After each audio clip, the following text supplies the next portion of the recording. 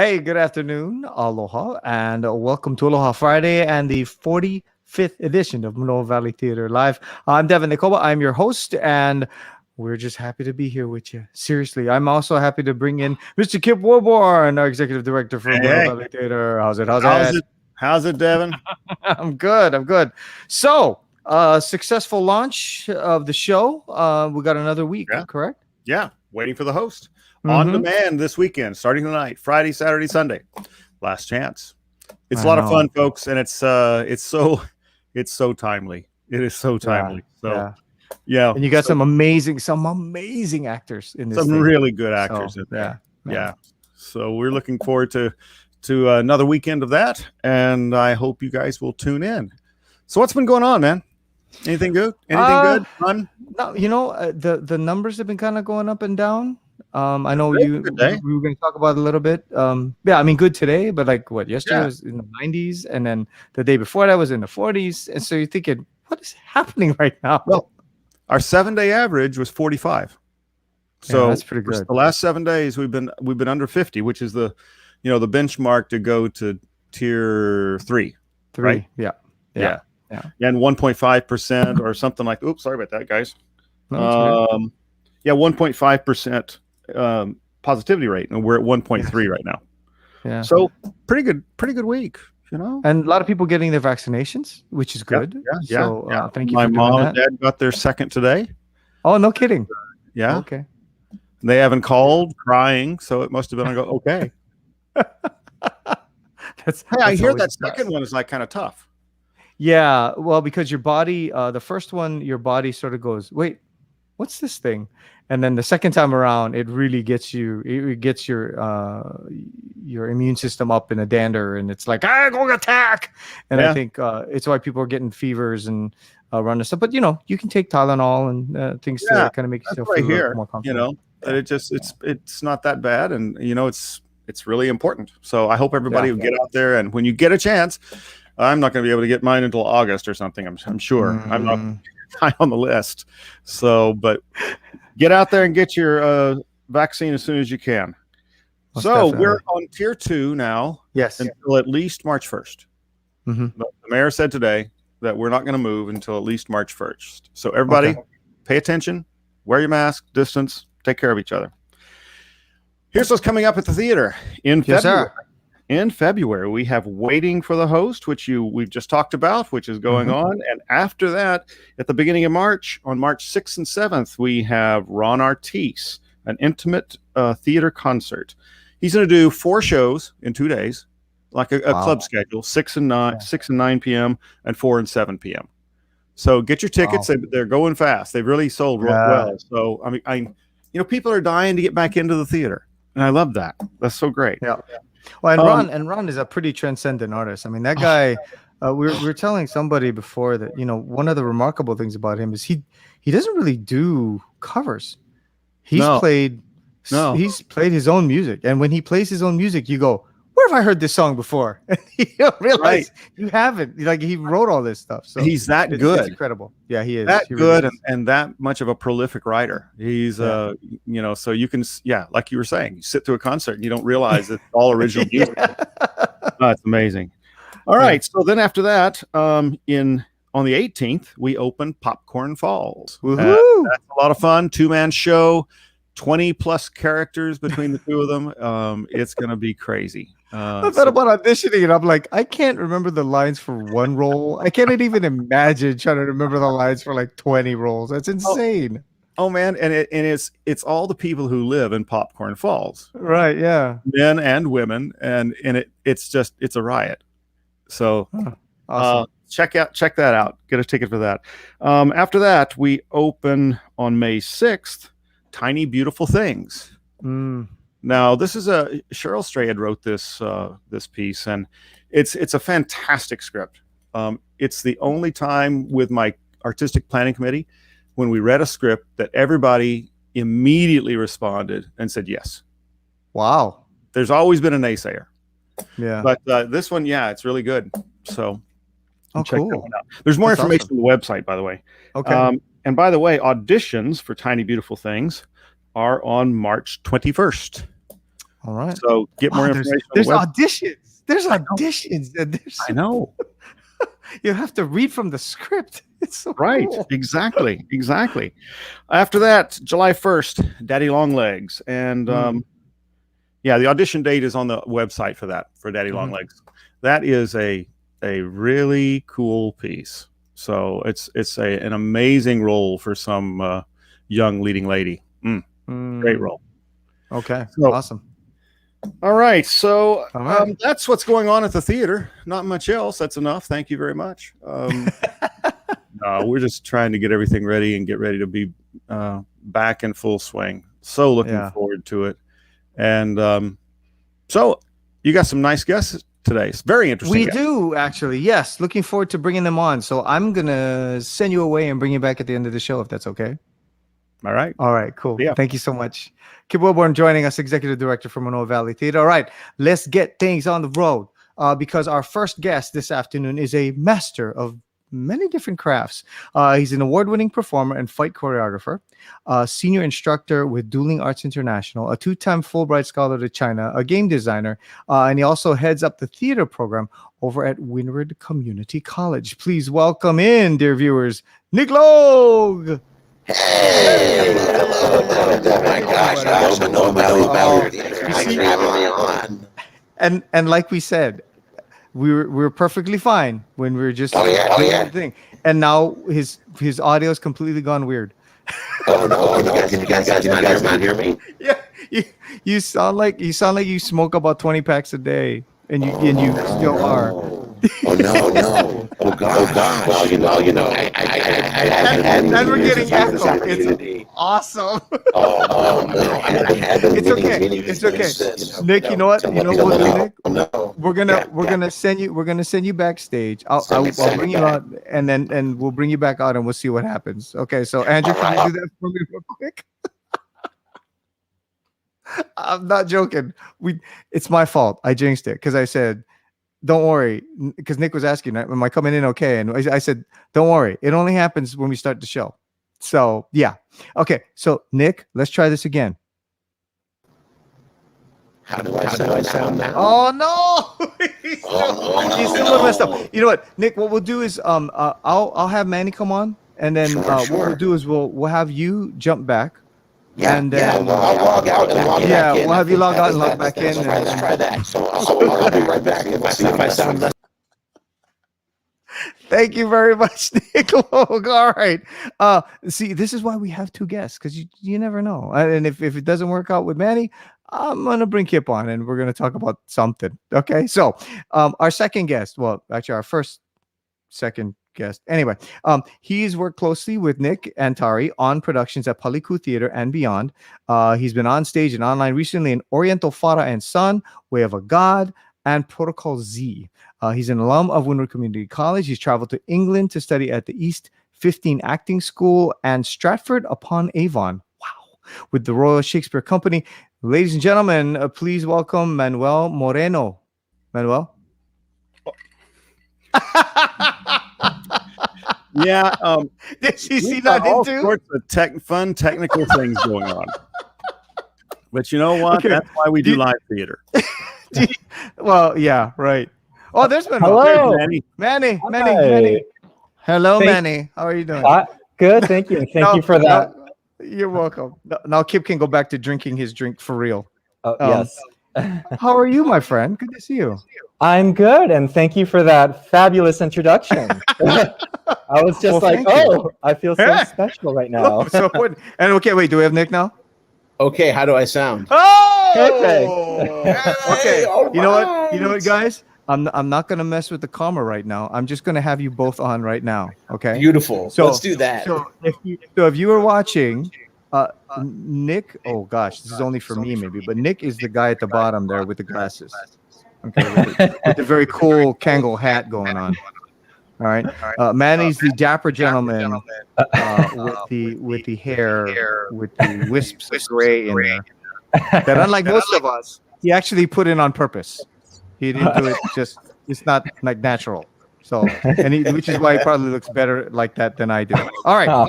Gentlemen, I'm gonna go back and forth here with the interview just because I don't want to lose. Let's rock one of and you. roll. So, all right. Let's do this. So Nick, let's hear from you. How did you get involved with theater? Oh, cool. There's a short story and a long story. The long story, I'll try to make as short as possible. My grandma was staying with us when I was like 12 years old, and I was walking home from school every day and watching the exact same movie every afternoon after school, right? A real classic, an excellent film. The movie Legend, starring Tom Cruise, Mia Sara, and and real excellent, like high quality. Tim Curry, that's it. High quality film. Yeah. And so I would watch it every day. And so my grandma was staying with us for a couple weeks. And after a few days, she said, "Look, you can't watch that movie. You can do anything you want, but you can't watch that movie," right? And I said, "Oh, okay, Grandma." And I turned the movie off and I went in the corner of the room and I apparently performed the whole movie, like did all the voices, played all the goblins and like the devil and the unicorns. Like I basically played all the parts. And then my grandma, when my folks got home that night, she was like, "Oh, you have to get him in like a drama school. He's got to be taking classes." So I joined like a theater school, Studio Arena Theater School. Studio Arena was one of the big equity houses in Buffalo, New York back in the day. And I'm from Buffalo originally, or at least that's where I mostly grew up when I was younger. And so I started taking classes there, and they bumped me from like the beginner class into the intermediate class after the first day because I was a weird kid. And then they bumped me to the advanced class the day after because I was a super weird kid, right? And then I was a teaching assistant there the following year, and that was it. Yeah. So, but the short answer is Dungeons and Dragons, right? The reason I was such a weird kid was I played a lot of pen and paper Dungeons and Dragons. And so I saw people on stage and I went, "Wait, you can get paid to play Dungeons and Dragons, like in front of people?" And that was how I got interested in acting as like a 12-year-old. Nice. Okay. Am I unmuted now? Yeah, apparently I can hear you. There was an echo thing, and now we're not echoing. All right, cool. So let me make sure I have this right. Legend, weird kid. Please, Grandma goes, "Please take him off my hands. Make him do something with this talent." Yep, absolutely. Okay, very cool. All right, and Manny, what's your story? Well, back in 2014, I was in my third year in college. I guess like my fifth semester already, and at that point, I was very lost. I did not know what to do. You know, I didn't know where I was going to go. You know, I just knew I just got to finish school, and then from there, I don't know. But I took an acting class in college, and I remember while I was taking this course, you know, I was just falling so in love with it. And then my professor was like, "Hey, you should audition for the school show." And I was like, "What, are you crazy? No way. Getting in front of people? Oh, hell no." But I did. And, you know, I remember the minute, like, I started rehearsing with the other actors and being part of a community, I was like, wow, I think I found something that I can work hard towards. You know, I can have a goal, you know, and ever since then, it's like, yep, like this is my passion. Wow, that's amazing. That is really cool. Yeah. It's interesting that you both kind of have that story. I find it also interesting that you both went away for a little bit to play your trade. I mean, you went away to England, Manny, and you went away to China. So, Manny, tell me a little bit about the England thing and doing Shakespeare. What is the deal with that, man? Yeah, so back in 2019, the summer of 2019, I went on a study abroad trip to London with, you know, Nick and Tari and some other students here at WCC and actors. And we spent like 2 weeks there, a week in London, then another week in Stratford-upon-Avon, you know, where Shakespeare was born. Mm-hmm. And I mean, the experience was just like, you know, like it was like just so, just like, wow, like, you know, I've never experienced anything like this. And, you know, Nick and Tari really got us students, you know, prepared for this. Because, you know, when we were studying at a conservatory, you know, it's hardcore. You know, there were times where we spent just like 8 hours learning how to say hi to each other, you know, or learning how to move our bodies and, you know, just, so it was intense. And, you know, Nick and Tari definitely, like, they prepare us for that kind of stuff, you know, because they're very. Well, yeah, because I mean, as a brand new actor, and I mean, I have to say, you are a brand new actor. You're doing this 7, 8 years, so but to go into that deep a pool, so to speak, and have to sort of swim. I mean, did they? So they started off with movement and stuff, and then when did you get into the Shakespeare part of it? I mean, learning the words, learning to break down iambic pentameter. I mean, all that kind of stuff.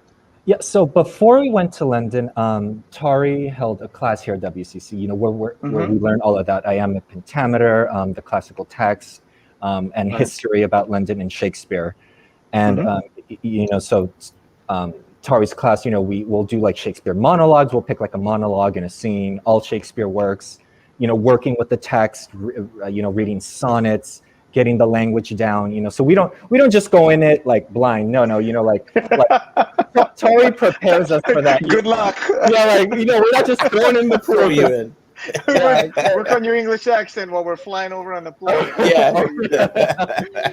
No, so we get definitely trained here before we even go there too, Yes, if I may, Devin, it's a scratch built study abroad program that I put together about 5 years ago. We run it every year, and so what we do is the idea behind it. We have a few of these programs at Windward. I wrote the grant to create them all with a couple of my amazing colleagues, with one of my deans at the time, and also another wonderful colleague of mine who's the religion professor here.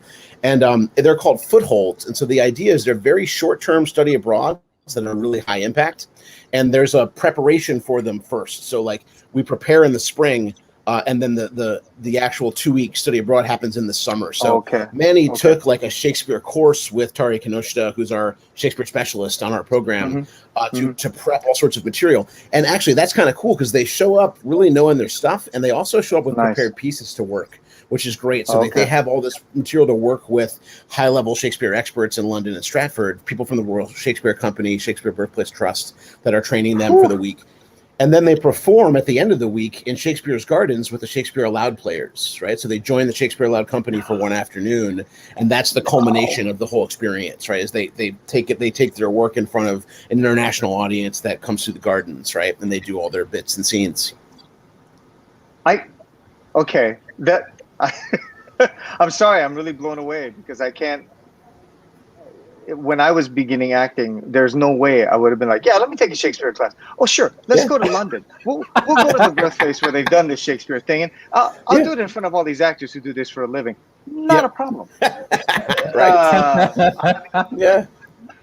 I hope you were at some point in time going, holy, I'm not going to say the bad word, but that you were actually here learning this. And I'm sure, Nick, for you guys, that's what the course was designed for, was to sort of to give them that entree. Blow their world wide open, right? Just let them see what possibilities are. One of the cool things about it is East 15 Acting School, our partner in London, I used to run a program there. I was the head of their world performance program.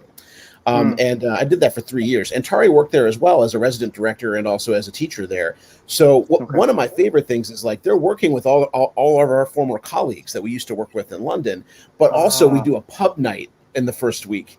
And they get to come out and meet a lot of our former students who are now professionals, who are now like, they're in TV and film and they have their own companies. Or they're in Warhorse on the West End, right? Or things like that. They'll come out and have a drink with our current students. And what I love about that is Manny and them get to meet people who were them just a few years ago and now are in the industry, right? Like doing it. So it kind of takes off the blinders of this is impossible and literally shows you how possible it is, right? Like these are our former students who are now doing it. You can do it too if you like, right? So we love that about it. That's my favorite thing we do is that there's a lot of cool stuff we do, but that's my favorite thing we do is that program. And we can't wait. We have another round of funding for it. So as soon as the COVID restrictions lift on travel, we'll take another group and we'll hopefully just keep it going. We'll keep getting funding for it. Keep doing it. That is so cool. So Manny, for you, what was as far as Shakespeare goes, did you enjoy doing the sonnets? Was it more, did the plays call to you more, like the monologues, that kind of thing? There's so many things to choose from with Shakespeare. I mean, I definitely I got a more appreciation for Shakespeare, definitely. And it's because when you do this program, you have to immerse yourself. You have to like make yourself familiar with Shakespeare's work. Yeah. And then you realize like, oh wow, this is good stuff. Like the guy was really good. The Shakespeare guy, he did okay. He's okay. He's not bad. No wonder people are still doing his shows after all these years. Yeah. The part was I thought it was just because they don't have to pay royalty fees, but it's actually because it's actually pretty good. Look at that. But no, and you know what? It was even just understanding the language. I remember there was a moment I was doing my monologue in class, and I remember. Okay, first of all, this is like it was like a 2-minute monologue, right? Right. But the professor who was there helping me break down the monologue, he worked with me for 2 hours on this like 2-minute monologue. Wow. Getting the language, being like, this is what your character's saying. It's all there. It's right. And I was just like, oh my gosh, like all of that was there in this like little paragraph.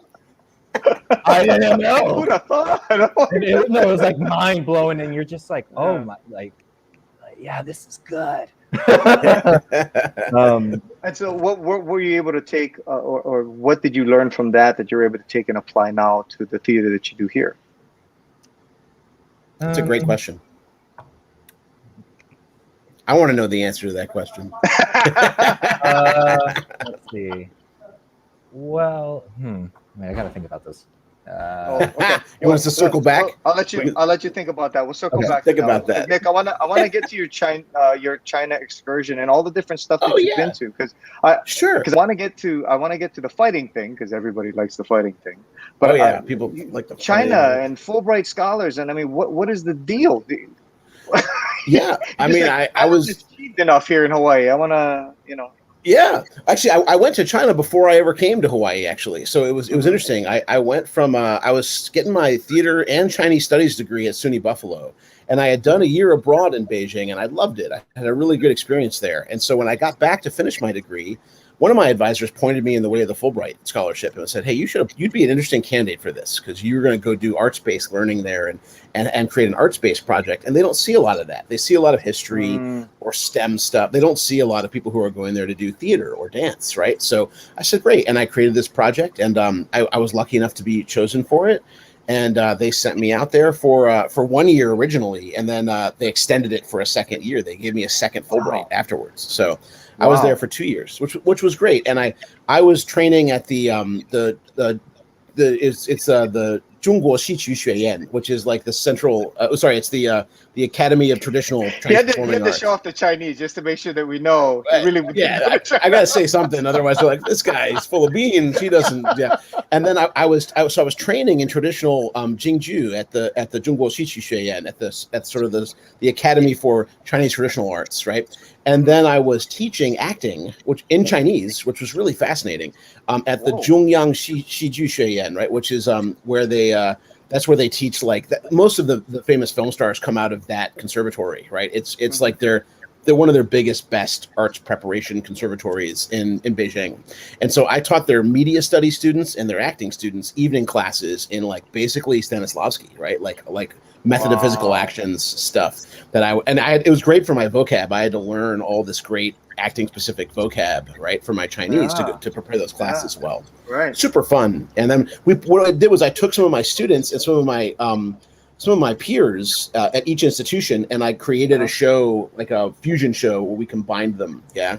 And so that was a fun experience. And I got an independent show produced in Beijing, which is very difficult to do. I know, which is amazing. I mean, my thing is, as a Westerner coming over, I mean, as much as you immerse yourself and try to learn and try to fit in, I mean, there's got to be this desire on your part to bring the Western sensibility, or to bring that Western theater style, right, to these people with Stanislavski and stuff. But was there a clash at all because of the way the Chinese live or any of that?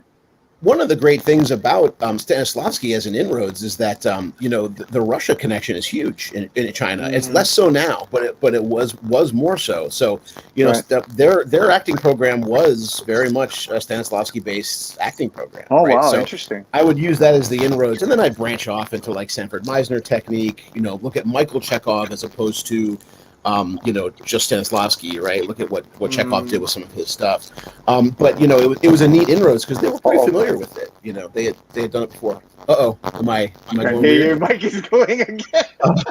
But it's okay. But it's okay because I needed to get back to Manny anyway because I needed to circle back to that question. So Manny, let's get back to that question. What did you learn from your time at Stratford in England, and particularly working with Shakespeare, that you use now?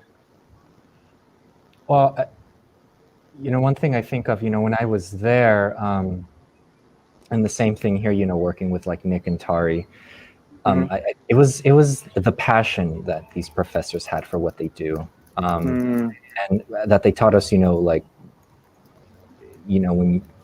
when you love something, you're going to put your heart and soul into it. You're going to work hard at it, and I try to put that, whenever I'm doing a show or working on some art project that involves theater, this passion, I remember taking that with when I went to London.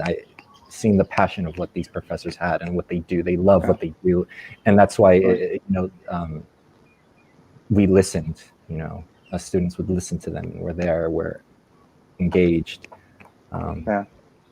That's cool. If I may, I had a fun conversation with Manny. Nick, I think Should I log in? You're log on. I'll log in, log out. I'll be back. This has been an interesting show. Yes, very interesting. No. Don't worry, we're gonna go a little bit longer just because we're trying to get this together. For me, like I've done Shakespeare. I've done the Scottish play. I've done and I did it with the Hawaii Shakespeare Festival. I did some stuff in college as well, and had to learn it, but not in the immersive way that you did. So for me, like I kind of want to know, what speaks to you more? Is it the comedies? Was it the dramas? Was it is it the sonnets? What is the thing that you go, okay, I can grab onto that? I mean, if it was everything, that's totally cool. But most people I like the comedies, or I like the dramas, or I like the historical stuff, or whatever. I definitely like the ones with a lot of blood. No,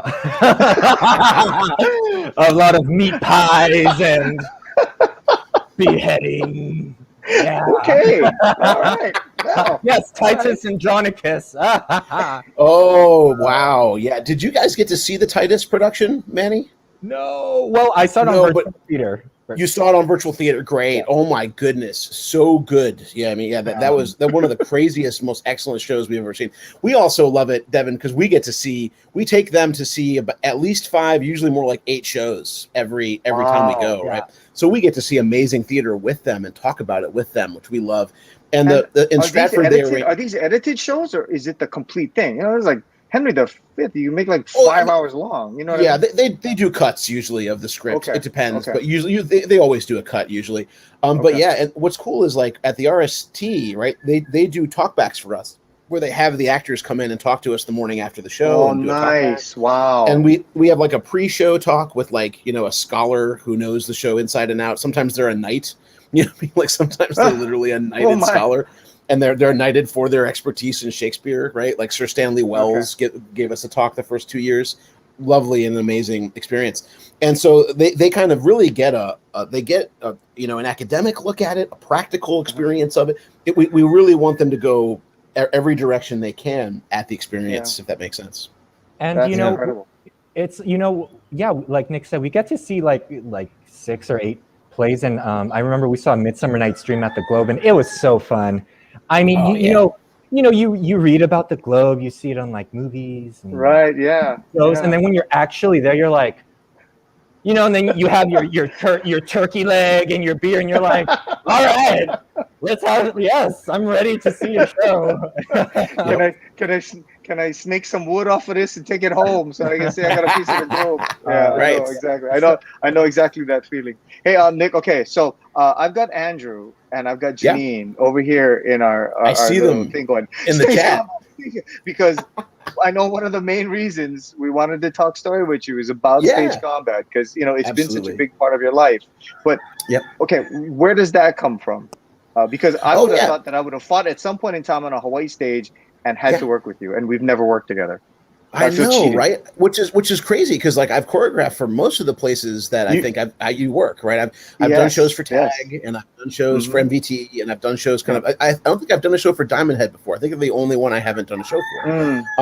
But yeah, no. Interestingly, when I was a gigging actor in New York when I was in my teens, I had a martial arts background. I was always interested in China, right? So I had a kung fu background, right?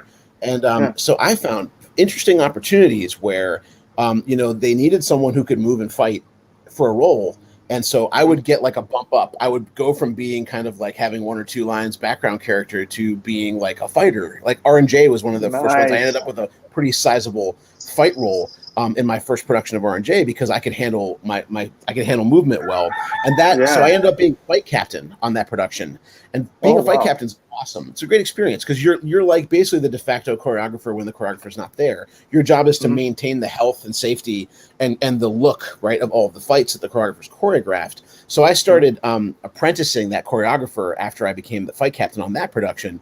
And then that way I got to just continue in that line. And for me, the best breakthrough with combat was when I was at UH in grad school.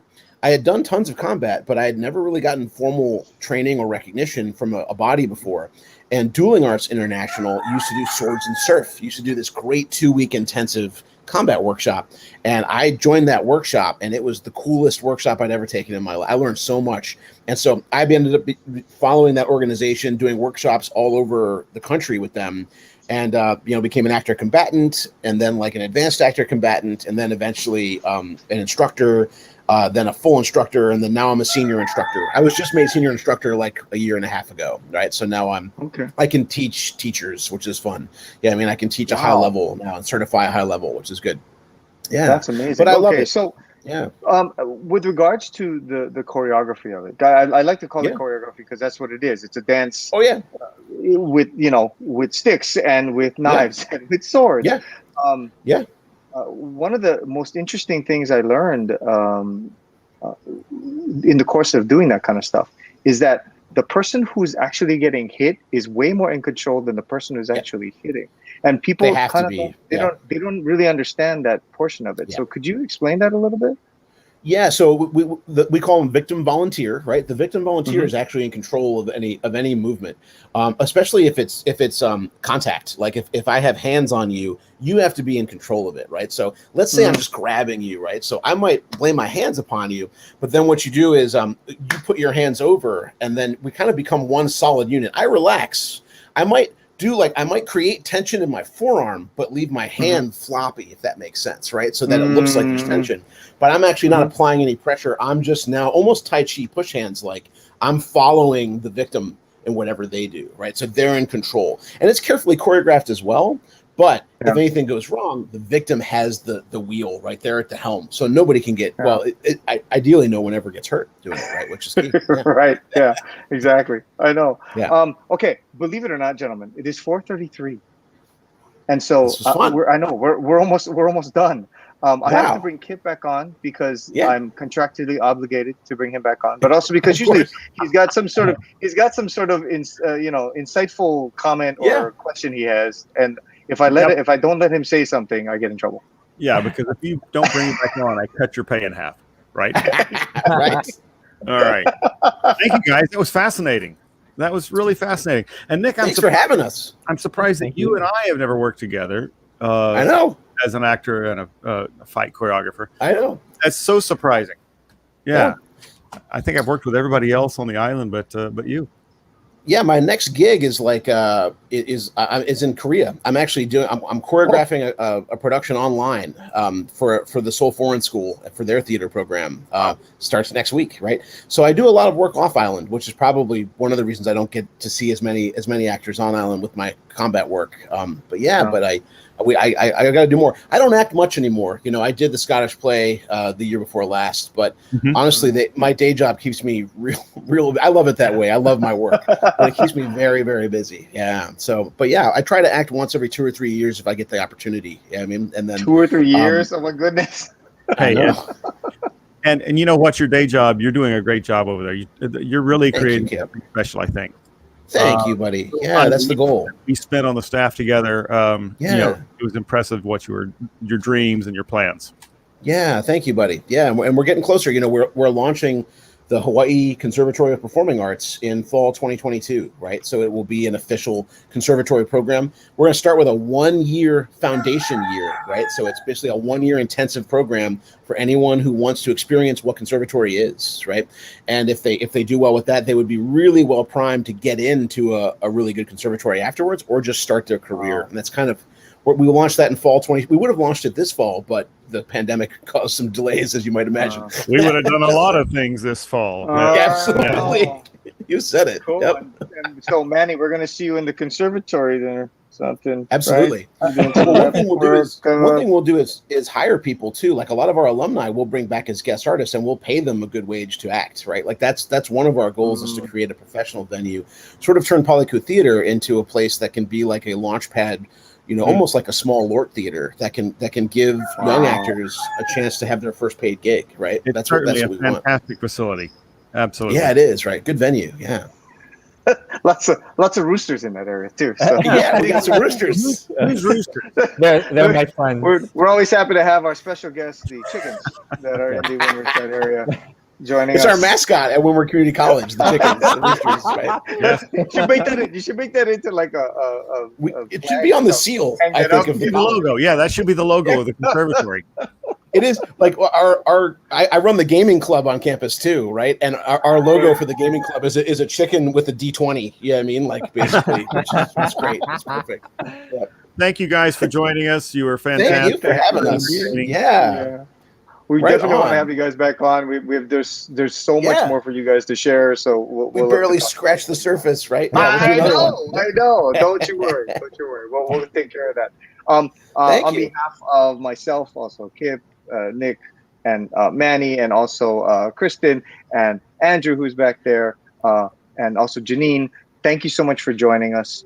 Please don't forget to give if you can. We really appreciate it. And don't forget, tonight you can check out Waiting for the Host, and it's on demand. So you sign up for it, you get it, you watch it, you laugh, you have a great time, and then you go, it's just a click from our website. Super simple. Yeah. Nice. And then you go, that Manoa Valley Theater people, they do such good work. I should really support them more. Just saying. Gentlemen, thank you so much. And next week, pleasure. I don't know who's going to be here because they never tell me. They just go, Dev, just show up. Just show up and talk to people. And I go, okay, I'll do that. Great. Sound good, Kim? Sounds about right. We'll see you next week for episode 46 of Manoa Valley Theater Live. Till then, aloha no, ahui ho. Bye. Aloha. Bye, guys.